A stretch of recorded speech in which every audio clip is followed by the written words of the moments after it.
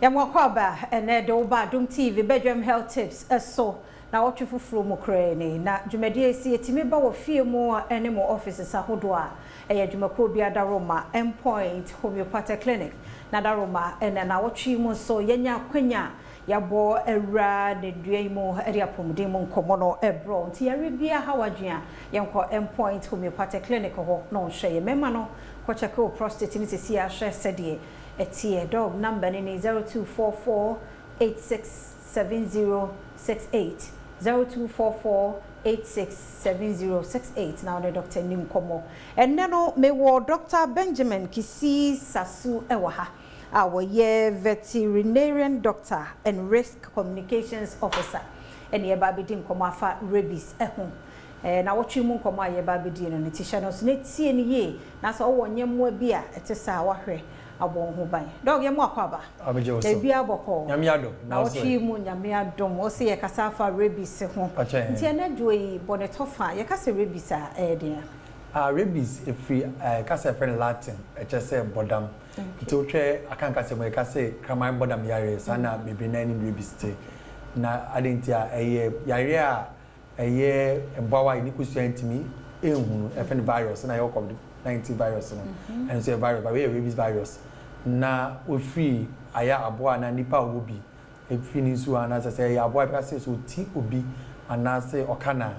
na nunso no akoni pa ne unemu apa ne ntinin akona dwun ne kwa o de kodinya ne dininya na amanipa no ye nyoma anka nipa owadwun pa no onye nti sa no na nipa no ne obika na dwun nsem no na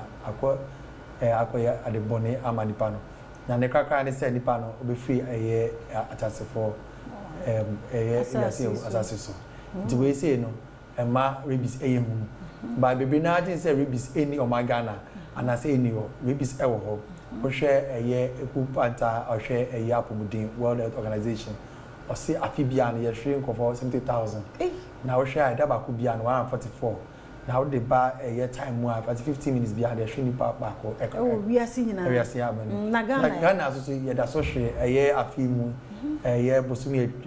etwemu September so na record cases Ghana na Mbwamu no ya record almost 30 cases emunenya 25 nipa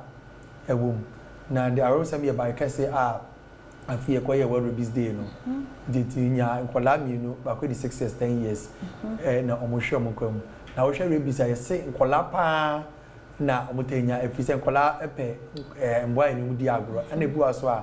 ya movies nyomra mo hwe nti ayombe se omuoma ombe se mudi agro bia eto adebom ana se nti emanesa ena nkola bebe na nti a yehu se omu fi rabies no se omumbo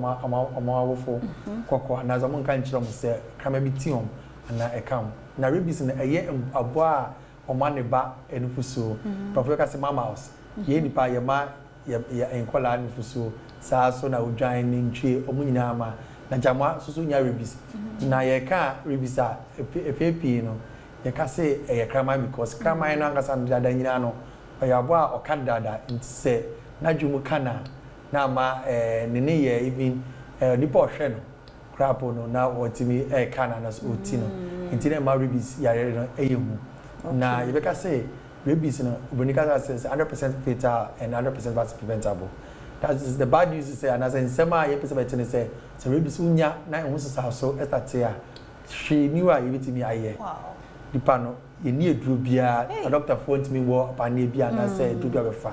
The pano obehwene nkwa. Ya beto aso nyambo ochina. Enti Dr. Benjamin Kisi Sasu na hotel nkano ntino na wotwe mu nyina wadaro makan ye ho. Emo no omo ya boafo wo kwan bi so no ahwe wo mu ye nso a ombesa ba bedi wawu. Said ye wo ka no say rabies ni nya ba ni padua no nko ade a yesi ntime nye hye ochina